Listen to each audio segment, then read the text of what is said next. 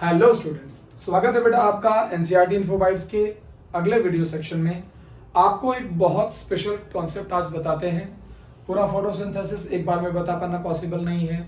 मैं फोटोसिंथेसिस के उन ओवरव्यूज की बात करता हूं जिनके थ्रू आपको एनसीईआरटी के उस टॉपिक यानी फोटोसिंथेसिस के इंपॉर्टेंट सवाल हल हो जाएंगे। सबसे पहले चलिए वन बाय वन डिस्कस करते हैं बेटा। पहला टॉपिक अगर हम फोटोसिंथेसिस पर बात करें तो इसके बारे में कुछ रिलेटेड वर्ड समझिए।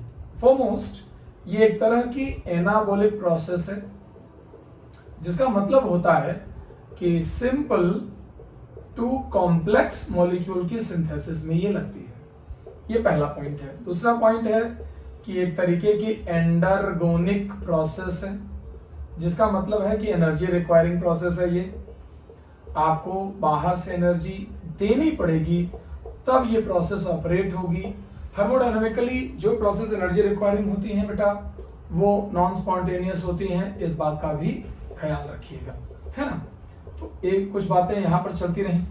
फोटोसिंथेसिस के बारे में जब हमारा डिस्कशन और आगे बढ़ता है तो मैं कुछ बातें और बोलता हूँ, जैसे कि ये एक रेडॉक्स प्रोसेस है जहां हम दो बातों पर चर्चा करते हैं। एक तो रिडक्शन ऑफ CO2 यही होता है और दूसरा ऑक्सीडेशन ऑफ H2O भी यही होता है, यानी वाटर के ऑक्सीडेशन का और CO2 के रिडक्शन का इवेंट है। अगर हम और ध्यान से देखें तो एक तरीके की फिजिको केमिकल प्रोसेस भी है। क्या है डॉक्टर्स? एक तरीके की फिजिको केमिकल प्रोसेस है जिस प्रोसेस में फिजिकल फॉर्म ऑफ एनर्जी यानी फिजिकल फॉर्म ऑफ एनर्जी जो कि सनलाइट है, रेडिएशन, इनको मैं शॉर्ट में लिख देता हूं। यानी अगर मैं रेडिएशन की बात करूं तो रेडिएशन जो कि फिजिकल फॉर्म ऑफ एनर्जी है कन्वर्टेड इनटू शुगर और कार्बोहाइड्रेट जो कि केमिकल फॉर्म ऑफ एनर्जी है, दैट इज इस प्रोसेस को हम फिजिको केमिकल प्रोसेस भी बोलते हैं। ध्यान रहे कि ये एक enzymatic controlled complex multi step process है। कॉम्प्लेक्स यानी कि मल्टीपल स्टेप में पूरी होने वाली प्रोसेस है। अगर आप मुझसे कहेंगे कि सर इसके अलग अलग स्टेप्स पर एक बार हमें एलाबोरेशन समझा दीजिए, तो मैं आपको जनरल आइडिया दे देता हूं। सबसे पहले तो आप फोटोसिंथेसिस के टिपिकल रिएक्शन पे चले जाओ बेटा। कैसा होता है फोटोसिंथेसिस का रिएक्शन, एक बार मैं आपको बताता हूं। अगर मान लीजिए मैंने आपसे बोला कि 6CO2 plus 12H2O fused in presence of sunlight and chlorophyll, तो हम इस पर ये बात करते हैं बेटा कि जब ये मॉलिक्यूल कंबाइन होते हैं तो हमारे पास ग्लूकोज का एक मॉलिक्यूल C6H12O6 प्लस 6H2O के मॉलिक्यूल प्लस 6O2 के मॉलिक्यूल बनते हैं। ये O2 एनवायरमेंट में डिफ्यूज हो जाती है।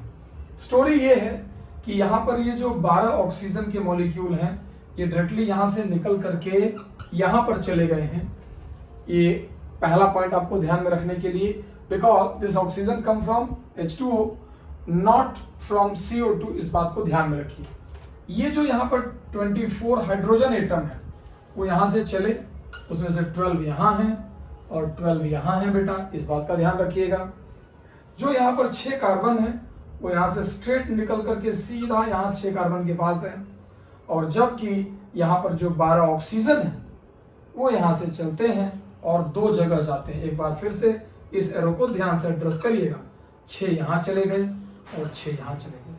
तो मैंने आपको, अगर आप इन एरोज को ध्यान से देखेंगे तो मैंने आपको हर एलिमेंट की एक्चुअल एड्रेसिंग पर भेज दिया है कि कौन सा मॉलिक्यूल या कौन सा एलिमेंट कहाँ कहाँ जाता है, सो दैट आपको मॉलिक्यूलरिटी का भी आइडिया हो। बिकॉज एक क्वेश्चन है एनसीईआरटी में बड़ा इंपॉर्टेंट जो नीट में पूछा भी जाता है कि क्यों यहाँ पर 12 मॉलिक्यूल ऑफ H2O रिक्वायर्ड हैं जबकि यहाँ 6 मॉलिक्यूल निकल रहे हैं।